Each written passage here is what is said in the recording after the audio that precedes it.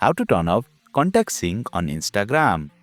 Hey there, welcome to Insightful Tutorials. In today's video, I will show you the easiest way to disable contact sync on Instagram. Without further ado, let's get started. Open Instagram on your device.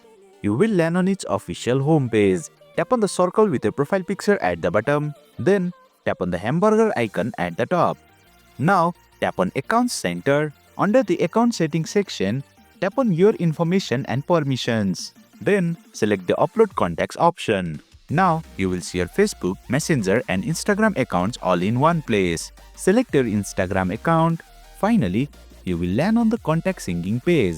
Toggle off the button for Connect Contacts feature. A confirmation pop-up will appear asking if you are sure about disconnecting contacts. Tap on the Disconnect option and boom! You have successfully turned off contact syncing on Instagram.